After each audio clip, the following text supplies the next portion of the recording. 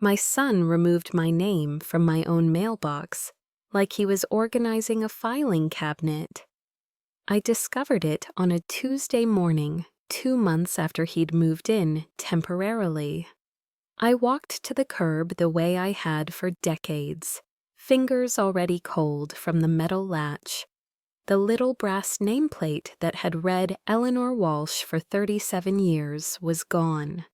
In its place sat a fresh white label, clean edges, new ink, David Walsh, just David. No Eleanor and David, no the Walsh family, just him. The screws looked newer too, bright, like someone had done it carefully with time. When I asked him about it later, he stood in my kitchen, drinking coffee from my favorite mug, scrolling his phone like I was background noise. Oh yeah, I meant to mention that. I updated the mailbox yesterday. Updated it? To keep things organized. Since I'm handling most of the mail now anyway, it just makes sense to have everything under one name. He said it the way people explain moving a lamp. Practical, neat, reasonable. But something cold settled behind my ribs as I watched him scroll in my kitchen. It wasn't organization, it was rehearsal, erasing me from my own address one small detail at a time. If you've ever felt like a stranger in your own home, stay with me. And if this feels familiar, subscribe. Because that afternoon, when I opened my file drawer, I noticed something else was missing. It started innocently enough 6 months earlier, when David showed up at my door with 2 suitcases and a story about being laid off from his marketing job. Just until I get back on my feet, Mom. A month, maybe 2 at most. I'd raised him in this house. Of course I said yes. The guest room had been empty since his father died anyway. Just gathering dust and holding memories I wasn't ready to touch. Having someone else in the house felt good at first.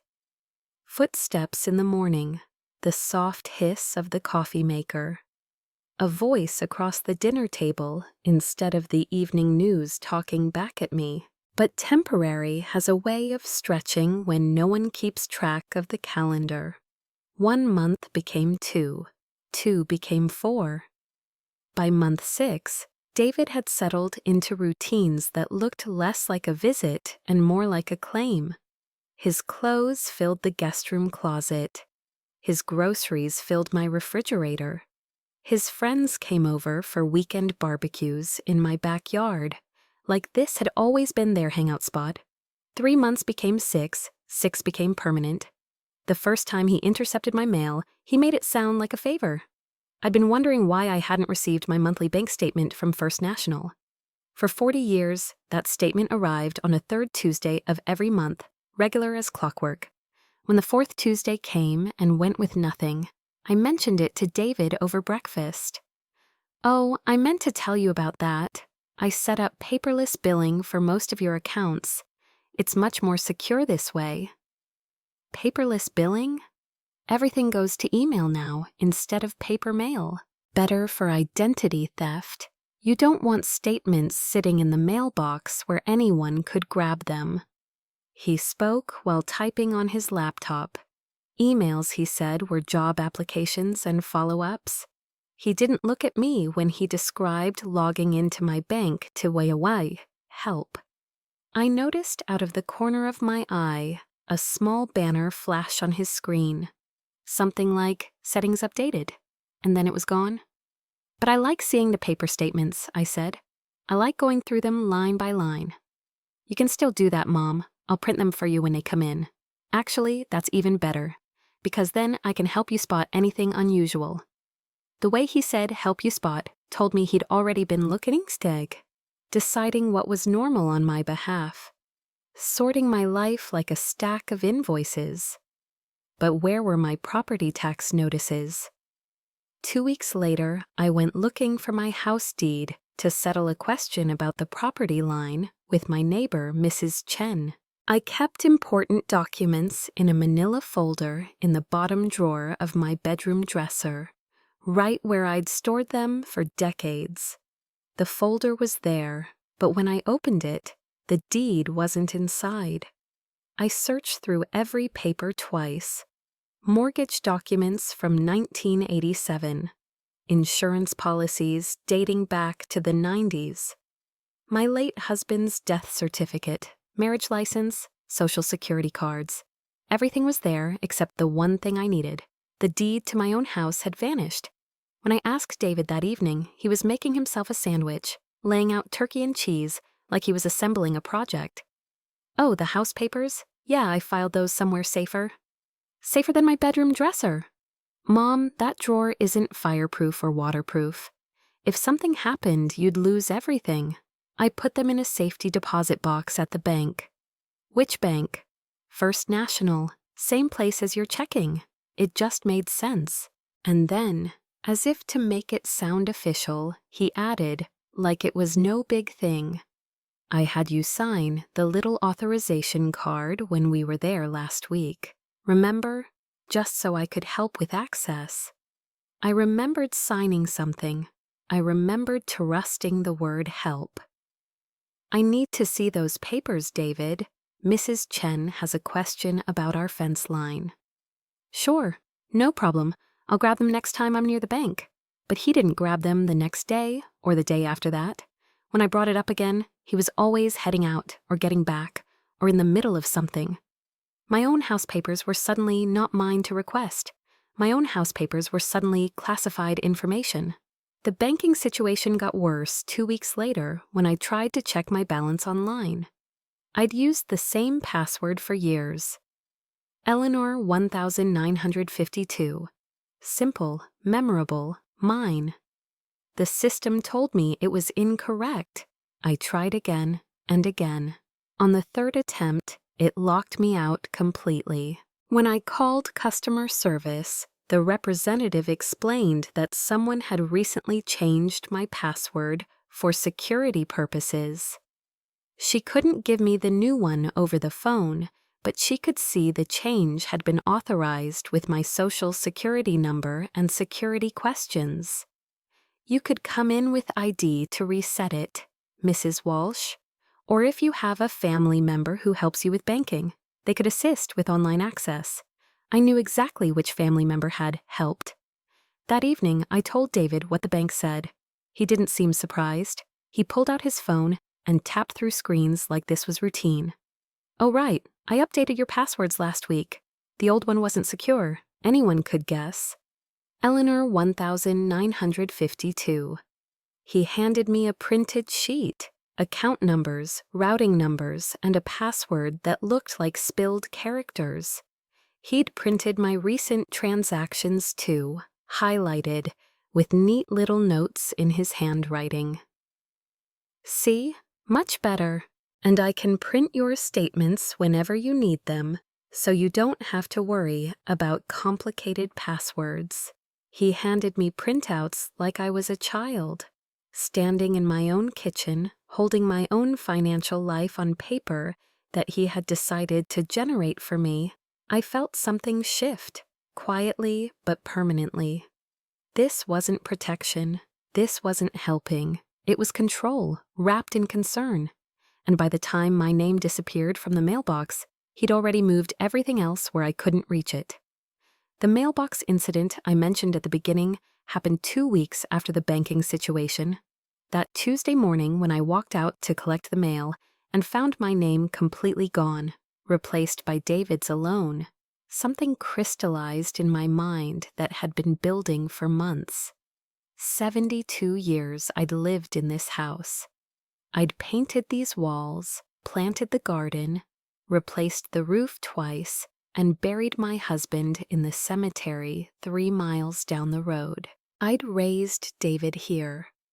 I'd walked him to the school bus from the same patch of front yard where I now stood staring at a mailbox that no longer acknowledged my existence. The brass nameplate that had read Eleanor Walsh since 1987 was gone. Not loose, not damaged, not weathered away by time. Gone, deliberately removed and replaced with a crisp white label that read only David Walsh in neat black letters. Like I'd never lived here at all. Like this was his house and always had been. I touched the edge of the label with one finger. The adhesive still felt new, almost tacky. The screws on the mailbox face were brighter than the others, like they'd been turned recently. I didn't know why my hands did it, but I took out my phone and snapped a picture, one, then another, close enough to catch the clean corners and the shine of new metal. When I went back inside, my hands were shaking. Not from the cold November air, but from the deliberate erasure I'd just witnessed. I found David in the kitchen making breakfast, scrambling eggs like it was any other Tuesday morning. He glanced up when I came through the door, saw whatever expression I couldn't hide, and immediately went back to stirring. We need to talk about the mailbox. What about it? You removed my name. You put only your name on my mailbox. He turned off the burner and set his spatula down with deliberate care, like he was buying time to arrange his answer. When he faced me, he wore that patient expression he'd been using more often lately, the one that made me feel like a child who needed concepts explained slowly. Mom, I updated the mailbox because it was getting confusing for delivery. Having multiple names was causing delays and missed deliveries. Multiple names? There were 2 names, yours and mine. Why, right, but since I'm handling most of the mail now anyway, it makes sense to streamline. The Postal Service can deliver everything to one consistent name. This is my house, David. Of course it is. I'm not disputing that. I'm just trying to make mail delivery more efficient.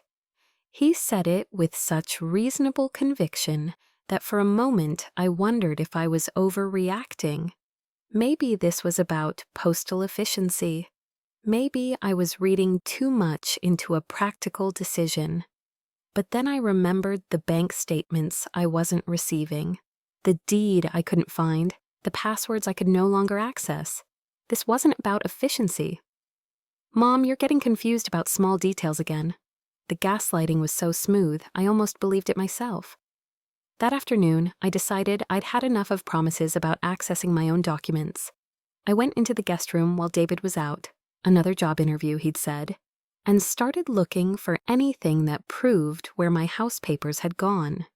If he'd rented a safety deposit box, there would be something, a receipt, a rental agreement, a bank pamphlet with a branch address scribbled on it. I went through his dresser drawers methodically. In the bottom drawer, under old textbooks, I found a manila folder labeled Walsh Property Info. Inside were photocopies of my deed, property tax assessments from the last 3 years, and a handwritten note in David's writing. Assessed value, $340,000. Annual taxes, $8,200. Last payment, 2022.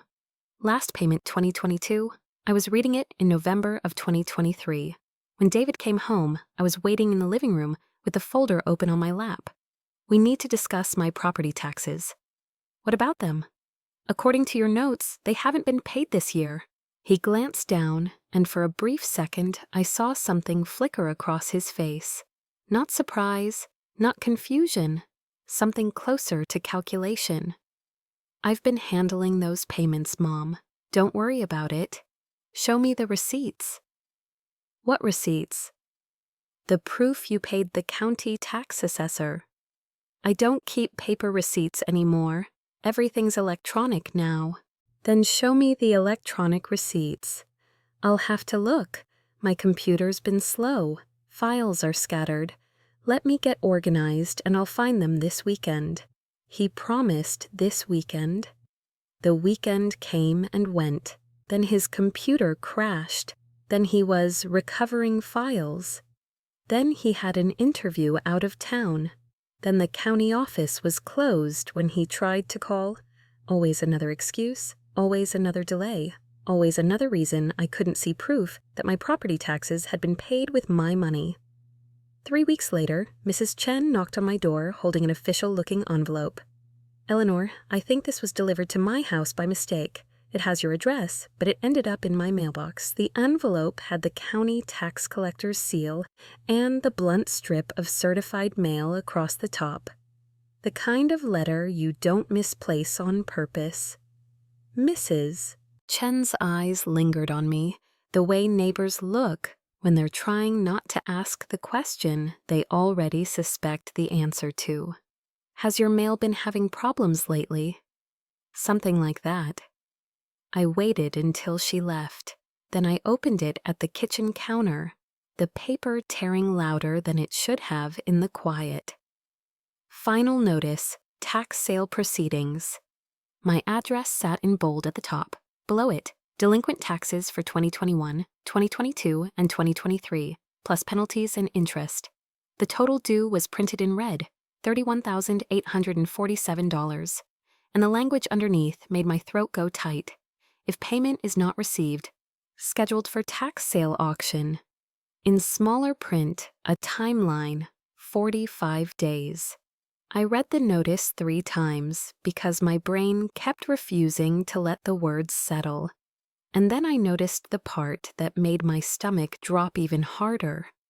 The notice used David's name as the mailing contact, like the county already expected him to be the person receiving warnings meant for me. It wasn't just that we owed money, it was that someone had been catching the alarms before they reached my hands. Tax sale, auction, 45 days. The words tax sale made my blood freeze because I understood in that moment that this notice was only what they were willing to print on one page, and I didn't yet know what else had been kept from me.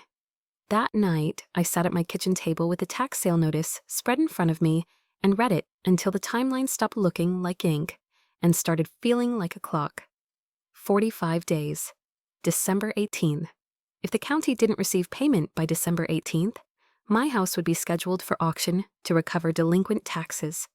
I'd lived through my husband's death, raised a son alone, survived breast cancer in my 60s, and managed this home's finances for decades without missing a payment. But sitting there at 72, staring at an official document threatening to take my home over taxes I believed had been handled, I felt something I hadn't felt in a long time, helpless. For about 10 minutes, I let it wash through me. I let myself picture strangers bidding on my home the way people bid on used furniture. I imagined packing 40 years of life into boxes while David explained to anyone who would listen that it was a misunderstanding, that he had tried to help and I had simply gotten confused. Then I heard my late husband's voice, the way I used to hear it when the car broke down or a bill looked wrong. Eleanor, when you don't know what to do, start by finding out what you can do. So I started finding out what I could do. The next morning, while David was out, another job interview, he said, I called the county courthouse switchboard. I'd never called a courthouse before.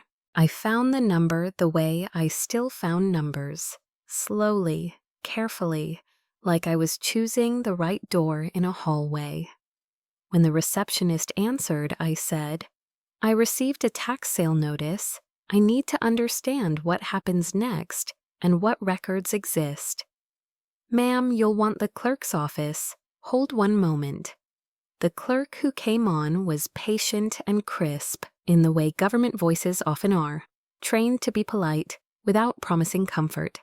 She told me tax sale proceedings were part of the public record. That meant I had the right to review what had been filed, what had been mailed, what had been recorded against my address. You can request certified copies of the payment history and notices tied to your property, she said. Certified means sealed, official. Certified copies, I repeated, letting the words settle. Yes, ma'am. When you're dealing with something like this, don't rely on memory or someone else's explanations. Rely on the record. For the first time since I'd opened that envelope, my chest loosened enough to take a full breath. Everything I needed wasn't hidden in my son's folders. It was written down, somewhere that didn't belong to him. That afternoon, I scheduled a routine follow-up appointment with my doctor's office for Monday, not because I was sick, because I needed a reason to be gone for hours without David turning it into an interrogation. Then I called Mrs. Chen next door. Could you give me a ride to the medical center Monday afternoon? Just routine follow-up, but it would help. Of course, Eleanor. Are you all right? I'm fine. I just need a ride. I hated how careful I was becoming, but David had trained me in the art of selective disclosure without meaning to. I was learning that in my own home, information could be used like a key. Still, public records weren't enough. I needed someone who understood elder law and property rights. Someone who could tell me plainly whether what David had been doing was merely controlling or something I could stop with the law. On Thursday, I looked up elder law attorneys. I'd never hired a lawyer in my life. Even saying the words to a stranger made my throat tighten. The first office was booked out for weeks. The second could see me Monday at 2. This is an elder law consultation? Yes, I said. Financial exploitation concerns.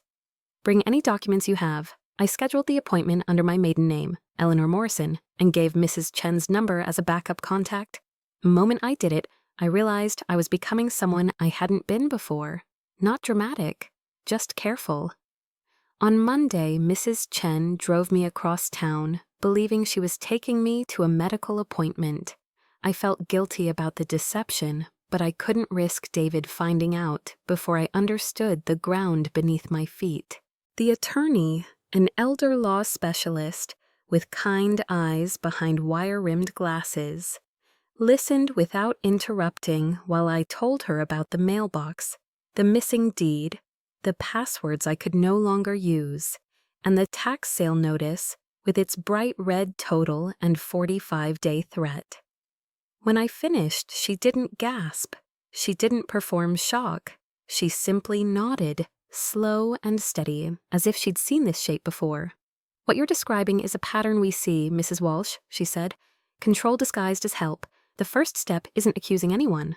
The first step is pulling the record, certified, so we're standing on facts. Is it illegal? I asked.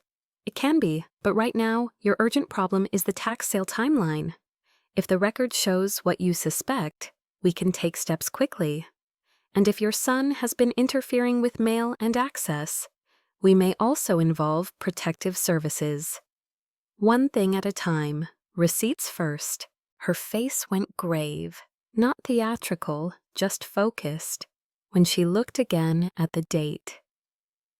December 18th doesn't give you room for delays.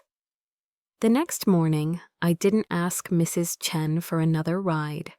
I didn't tell David anything. I took the bus downtown with my purse close to my ribs and my driver's license in the front pocket where I could reach it fast. The assessor's office sat in a gray building that smelled like toner and old paper.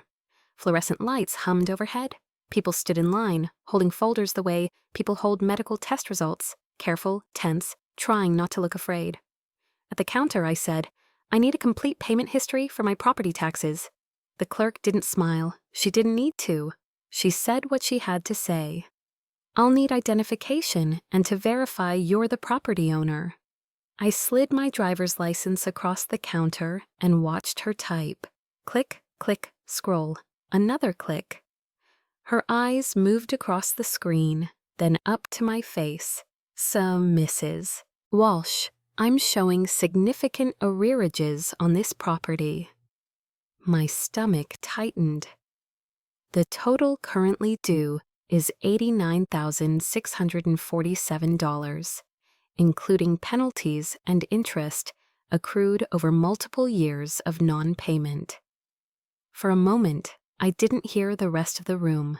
Not the printer, not the murmurs in line, not the hum of the lights, not 31,000, 89,000. The clerk lowered her voice slightly, as if that would soften the blow. Ma'am, this is nearly $90,000 in back taxes. And I understood, with a clarity that felt like ice, the notice Mrs. Chen had handed me wasn't the whole story. It was just the first page they expected me to see. I stood at the records counter in that government building, staring at the clerk's screen, while she scrolled through the history tied to my address, line after line that should have been reassuring. Instead, it was the opposite. 3 years of entries, 3 years of notices, penalties, interest, and under the column that mattered most, payment, there were long stretches of nothing.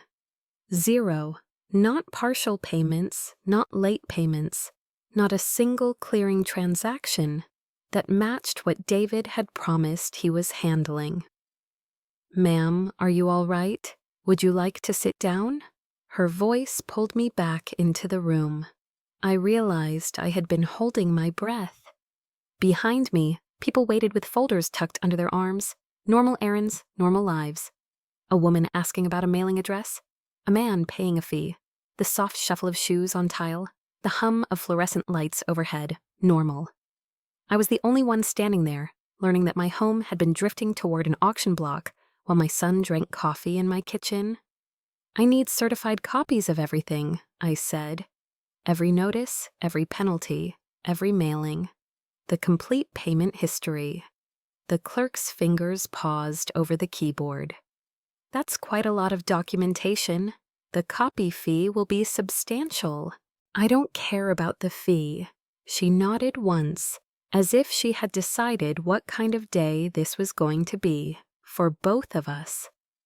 The printer behind the counter came alive in bursts, paper feeding, stopping, feeding again, then the sound of a stamp. Thunk, thunk. The courthouse seal pressed into page after page, making the documents official in a way my son could never talk around. When she handed me the stack, it was heavier than I expected. 47 pages bound by a thick clip. On the top page, in bold, was my property address. Beneath it, a payment ledger showing the years, the assessed amounts, the penalties, the interest. Each page carried the same come-in-different language that government uses for everyone. Mailed to property owner, mailed to property owner, mailed to property owner. My address was printed clearly each time, like a drumbeat. Proof the county had been shouting into a mailbox that no longer had my name on it. But I hadn't received any of those warnings, because somewhere between the curb and my kitchen table, someone had been catching them. I stepped to the side, near a plastic chair bolted to the floor, and flipped through the pages with my thumb. Final notices, late fees, interest schedules. A notice of intent with a date that made my stomach tighten. Months earlier than the envelope Mrs. Chen had accidentally received. I wasn't holding a misunderstanding. I was holding a timeline. By the time I walked out of the building, my hands had stopped shaking, not because I felt safe, because I finally had something solid. Paper with seals, records with dates, a truth that didn't depend on David's explanations. The next morning, I sat across from Patricia Hendricks again, with the certified stack between us like a bridge. She didn't react the way television lawyers do. She didn't gasp or dramatize. She simply opened her legal pad, wrote the date at the top, and began reading. Page by page, she arranged the documents across her conference table. The payment ledger, the notices, the penalties, the interest statements. She moved through them with quiet precision, the way a nurse reads lab results. "This is strong documentation, Mrs. Walsh," she said after a few minutes. "It shows a clear pattern of non-payment and escalating notices. And I never saw them, which supports your concern that your access to mail and information has been interfered with. I'm going to be careful about how we label that until we have full confirmation, but yes, this aligns with financial exploitation concerns." Her pen tapped once against the paper. "Our first priority is stopping the sale timeline. Then we secure your access, your records, and your home."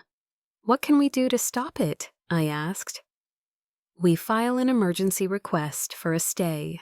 We attach certified records. We show the court that you've acted promptly once you learned the truth, and that there are serious concerns about interference and control.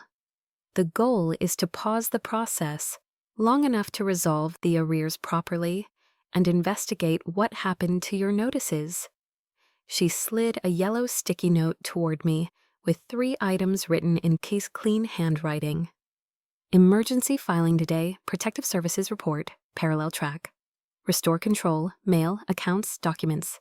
She looked me in the eye. You've been living inside a fog, these documents cut through it, but we have to move fast. 2 days later, Patricia filed the emergency papers. I didn't watch her type them. I only saw the finished product when she placed a copy in front of me, a motion with my name at the top, my address printed in black, and the words emergency stay requested stamped on the first page. Attached behind it were the certified records from the clerk's office, 47 pages of proof that didn't argue or negotiate. The hearing was set for the following afternoon. Less than 24 hours to wait while a judge decided whether my house would be protected from auction long enough for truth to catch up.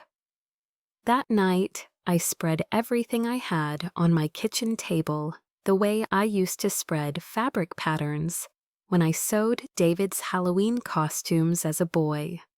Bank screenshots showing I'd been locked out, notes of dates when my statements stopped arriving, the misdelivered envelope from Mrs. Chen, the certified payment ledger, a list Patricia had told me to make every time David had said, "I'll handle it."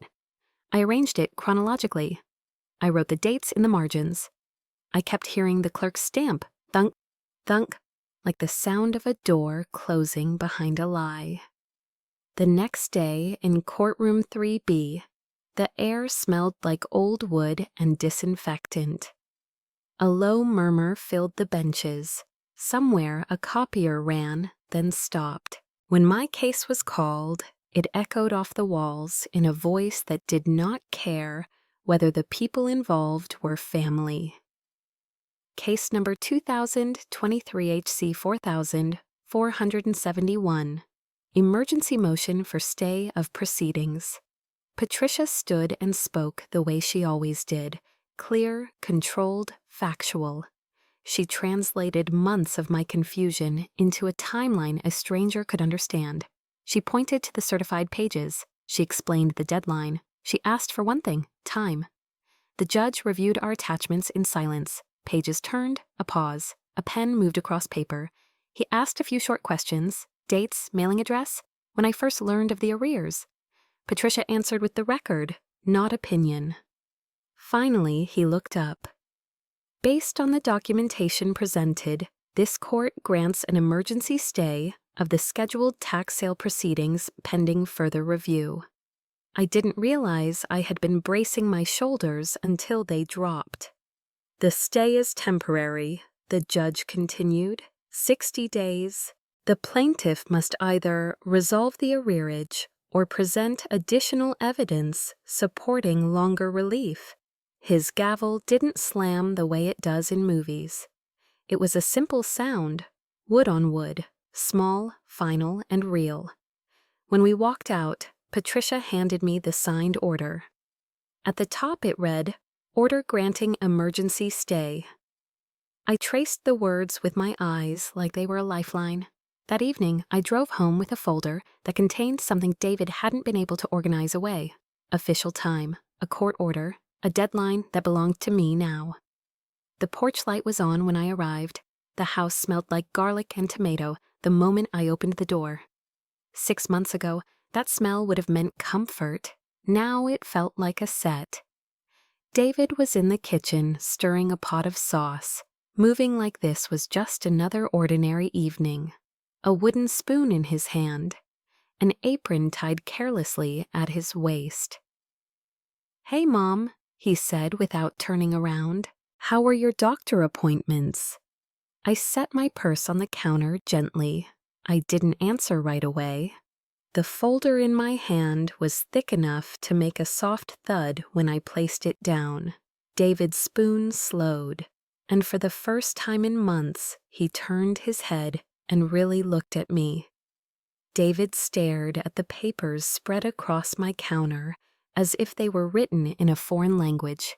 His mouth opened, closed, then opened again before anything came out. "Mom, I can explain this. There's been a misunderstanding." "A misunderstanding that lasted 3 years?" I asked. He reached for the stack, The same reflex he'd had all month. Touch it first, sort it first, own it first. I slid the papers away from his hands. Those aren't yours, David. Not anymore.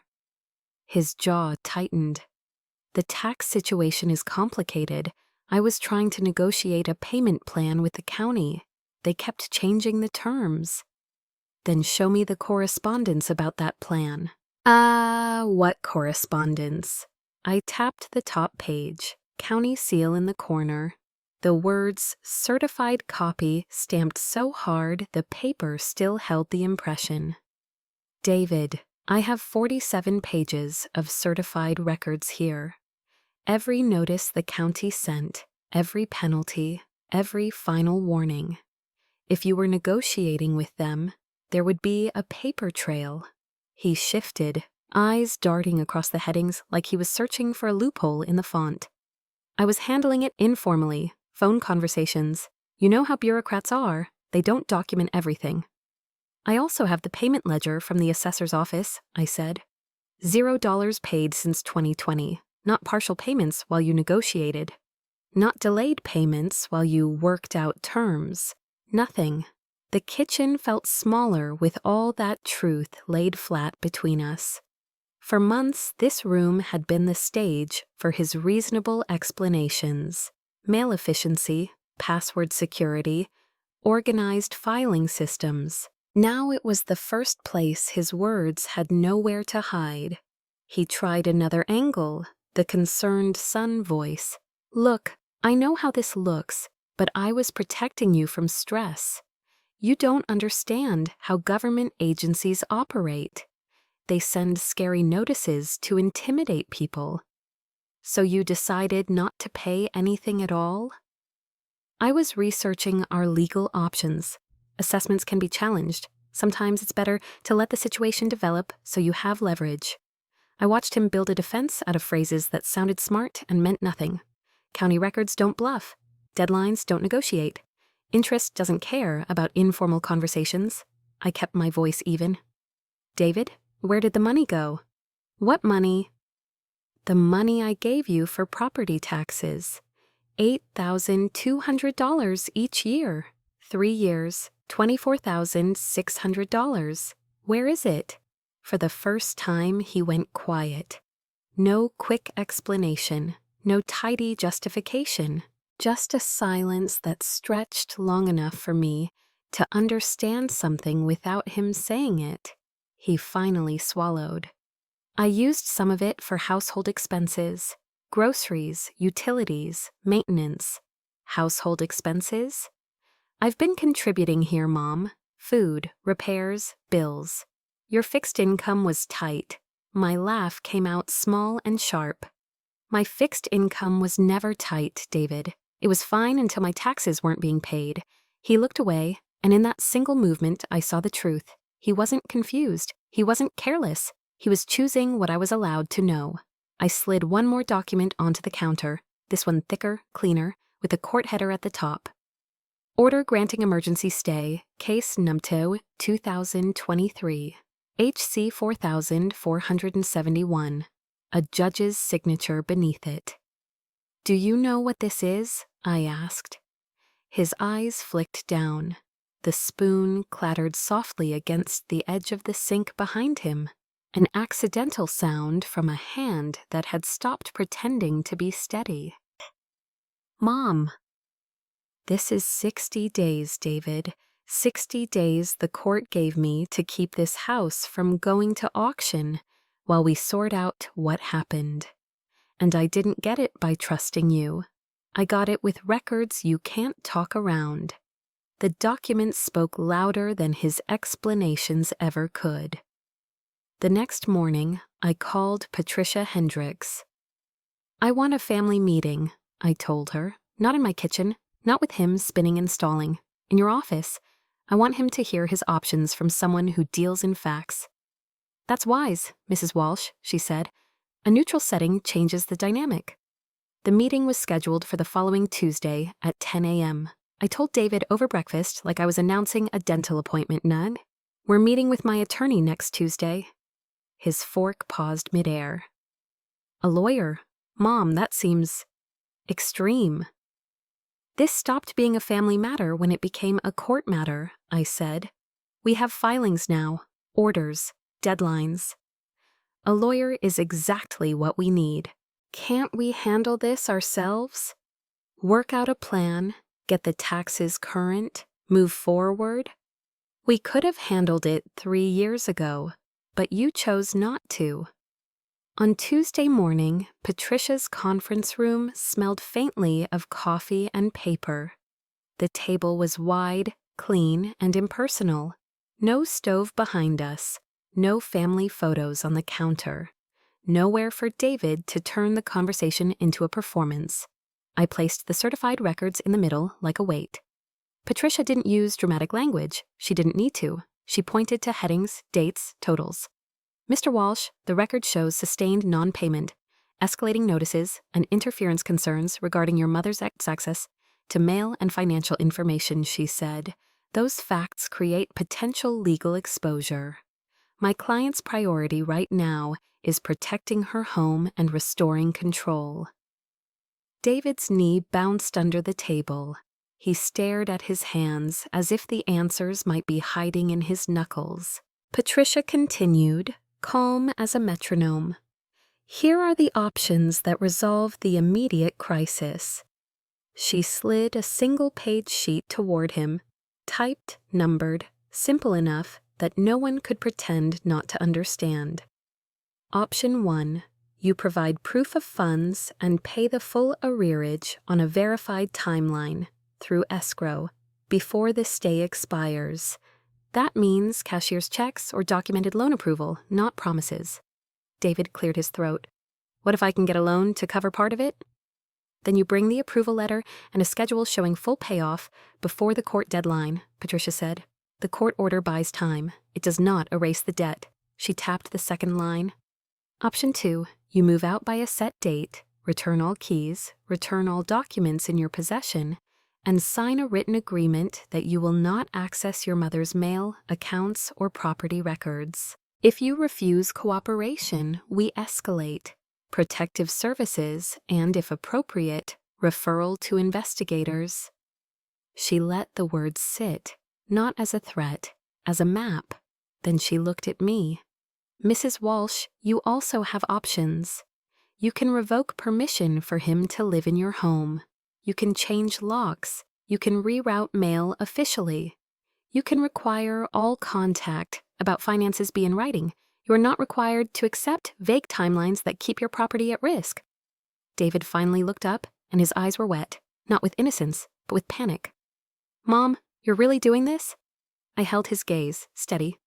Yes, I said, because I'm the one who loses the house if this isn't fixed, not you. I pushed the paper 1 inch closer to him. David, you have a choice. You fix this completely in writing on a deadline you can prove, or you pack your things. And in the silence that followed, I watched him realize what temporary really meant when the law, and not his voice, set the rules. David spent the next 3 days making phone calls. Through the thin wall of the guest room, I heard his voice drop low and urgent, then go flat, polite endings, quick goodbyes. The same phrase kept repeating in different tones. Okay, I understand. He didn't sound like someone who understood. He sounded like someone running out of places to hide. On Thursday evening, he knocked on my bedroom door while I was reading. Mom, can we talk? Of course. He sat in the chair beside my dresser, the same chair where months earlier I'd stood staring at an empty folder and told myself it was probably nothing. The irony landed quietly and stayed there. I've been thinking about what the attorney said, he began, about my options. And his eyes flicked toward my hands, then away. I don't have $89,000. I can't get a loan.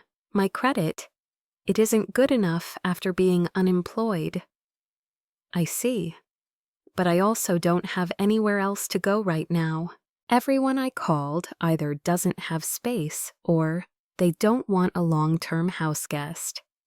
I set my book down. 6 months ago, the old reflex would have kicked in. Solve it, soften it, make it manageable, help him stretch temporary into forever. 6 months ago, I hadn't known my son could steal from me while looking me in the eye over breakfast. David, those aren't my problems to solve anymore. His face tightened. Mom, I know you're angry, but I'm still your son. Yes, you are, I said. And because you're my son, I'm handling this through my attorney instead of escalating it beyond our family. That sentence startled him. For months, he'd steered every conversation. He'd turned my questions into confusion and my concerns into stress. Now I was speaking plainly. You were given 30 days to resolve this, I continued. You have 26 left. What if I can pay part of it, 20, 30,000, and we work out the rest? Then you present it to Patricia, and she'll tell me whether it protects my home. But I'm not spending my remaining years wondering if my taxes are being paid. If you can't resolve this completely on a verified timeline, you will make other arrangements. He nodded, but I could see his mind still moving, still trying to bargain with reality the way he'd bargained with my trust. Temporary, at last, meant what it was supposed to mean. The following Monday, while David was out job hunting, I drove to the hardware store and bought a new mailbox nameplate, brass, like the old one. Eleanor Walsh, engraved in clean block letters. I also bought new locks and paid extra to have 3 sets of keys cut. The clerk slid the keys across the counter on a small metal ring. The sound they made, bright, definite, felt like a decision. Back home, I knelt at the curb with a screwdriver. I peeled off David's white label and watched it curl as it came free, like it had never belonged there. Then I lined up the new plate and tightened the screws until the brass sat flush. It was a small thing. It shouldn't have mattered. But when I stood up and saw my name where it belonged, I felt my spine straighten. Mrs. Chen wandered over while I was wiping my hands on a rag. Getting things back to normal? Something like that. She looked at the mailbox, then at me. I'm glad to see your name back up there. It never looked right without it. That afternoon, I went to the bank in person. I sat across from a manager and said, as calmly as I could, I need to reset all access, passwords, security questions, alerts, and I need confirmation in writing that no one else is authorized. He didn't pity me. He didn't talk down to me. He nodded, took my ID, and printed a checklist with timestamps at the bottom. When he slid the papers to me, I saw the date and time in crisp black ink. Proof that from this moment forward, control had a paper trail. Within an hour, I had new credentials that only I knew. I turned on alerts that went to my phone in my hand, and I asked the manager to note in the account that any changes required in-person verification. From there, I went to the post office. I asked them to confirm whether any address changes or mail forwarding had been placed without my authorization. The clerk typed, frowned slightly, and then printed a form with a reference number at the top. We see this more than people think, she said quietly, but once it's flagged, we can correct it. She didn't need to say the word crime for me to understand what it was. She only needed to put the correction in writing. Over the next week, I reclaimed my life in a series of small concrete steps. I retrieved my property deed from the box David had opened, then closed that box and opened a new one, with only my name on the signature card. I moved my most important documents into a folder that stayed in my sight, not in anyone else's system, and I updated my attorney's file so there would be no later story about misunderstandings. Then the mail began to arrive again. A bank statement, insurance correspondence, a letter from Social Security, official envelopes that had once been a normal part of my life, back in my hands, back in my name. Each time I slit an envelope open, it felt less like curiosity and more like oxygen. On Friday afternoon, David found me at the kitchen table sorting the week's stack into neat piles, tax, bank, insurance, to file. The way I used to do, before I started letting him help. "Mom, I need to tell you something," he said. "What's that?" "I found a place. My friend Jake has a basement apartment he'll rent month to month. It's not ideal, but it'll work while I get back on my feet." "When are you moving?" "This weekend. I'll be out by Sunday night." Relief came first, quiet and undeniable, then grief, sharp in its own way, because I hated that this felt like a victory. But underneath both was something steadier than either emotion. Boundaries were real, and they held. That night, when I walked past the front window, I saw the mailbox catching the porch light, brass letters, my name, no apologies. And for the first time in months, the house felt like it recognized me again. David moved out on a rainy Sunday in November, loading his belongings into a borrowed pickup while I watched from the kitchen window. He made 3 trips between the house and the truck, carrying the same 2 suitcases he'd arrived with 6 months earlier, plus a few boxes of things he'd collected along the way. Books, kitchen gadgets. A small coffee maker I'd forgotten was his. When he came back for the last time, he knocked instead of using the key. We stood in the entryway, the air damp from the open door, rain ticking softly against the porch light. "I want you to know I never meant for things to get so complicated," he said. I looked at him for a moment before answering. "Maybe you didn't, but the result was real." His throat moved like he swallowed something bitter.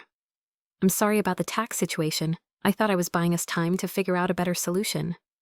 "David, the time for solutions was 3 years ago, when the first bill came due." He nodded, and then he held out the key. It was just a simple brass house key.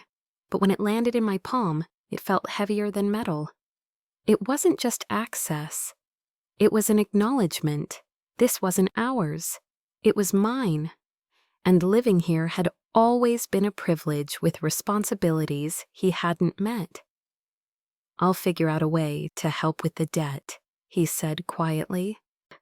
"Focus on getting yourself stable first," I told him. "I'll handle the taxes." After he left, I walked through the house room by room, not searching, just reacquainting myself with space that had felt crowded by someone else's control. The guest room was clean and empty again. The kitchen felt wider without a second schedule dictating the morning. That evening, I sorted my mail into neat stacks the way I used to. Urgent, reply, file. It was a small task, almost silly, until I realized how much peace lived inside something that basic. The next day, I set up safeguards I should have had all along. Automatic payments for taxes, updated account access in my own name, and a simple camera at the porch, not because I was afraid, but because I wanted to know what I should have always known: who approached my home and when. Over the next few weeks, my routines returned. Coffee in the quiet, walks without that tight feeling in my chest, evenings where the house sounded like me again. One afternoon, Mrs. Chen smiled at the mailbox as we stood near the curb. "You look like someone who's sleeping better," she said. I glanced at the brass nameplate and the envelopes in my hand. My name, printed cleanly, delivered to me. "I am," I said, "and it finally feels like my life is arriving where it's supposed to." 6 months later, I was back at my kitchen table on a Tuesday morning in May, listening to the soft tear of an envelope instead of my son's excuses. The taxes were current, paid automatically, with confirmations mailed directly to my address. Outside, the mailbox wore my name again in brass letters that caught the morning sun. My deed sat in a safety deposit box under my signature only. The keys to everything hung on my own ring. Light, familiar, finally mine. David still called now and then. We kept it polite. We kept it slow. Trust, I learned, isn't rebuilt with promises. It's rebuilt with boundaries that hold. If your name starts disappearing off your mail, your accounts, your life, don't explain it away alone. Ask, document, get help. And if this story felt familiar, tell me in the comments. If it might protect someone you love, please like, share, and subscribe, because sometimes the first step back is simply getting your name back where it belongs.